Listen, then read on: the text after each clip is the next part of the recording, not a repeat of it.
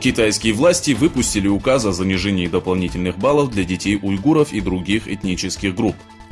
Ранее всем ученикам, не являющимся китайцами, прибавляли дополнительные баллы из-за того, что многие из них плохо владели языком.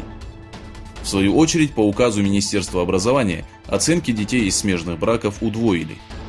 Джеймс Лейболд, исследующий в Австралийском университете Ла Троп положение народа Восточного Туркестана, заявил, что данный указ китайских властей является частью политики искоренения всего, что не связано с китайской культурой.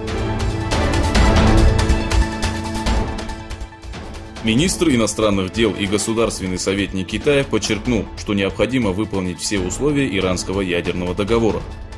Китай не приемлет односторонние санкции США в отношении Ирана и не признающие границ американское правосудие, заявил Ван Ки. По сообщениям официальных источников, Ван Ки провел встречу в Пекине с министром иностранных дел Ирана Джавадом Зарифом. Во время встречи китайский министр заявил, что Китай и Иран являются стратегическими партнерами, которым необходимо укрепить координацию в условиях изменчивой конъюнктуры. Генеральный секретарь военно-воздушных сил США заявил, что решение Анкары приобрести российские противоракетные комплексы С-400 несет угрозу для обороны Запада и может стать причиной срыва поставок F-35 в Турцию.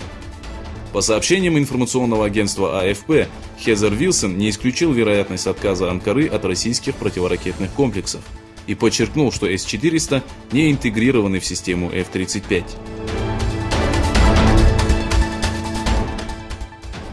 Анкара встала на защиту своих интересов в Средиземном море. Против поисков Турции нефти и газа на востоке Средиземного моря выступили Греция, Германия, Франция, США, Израиль и Египет. Но после того, как турецкие исследователи под защитой военных кораблей продолжили свою работу, Греция решила внести несколько предложений для урегулирования кризиса.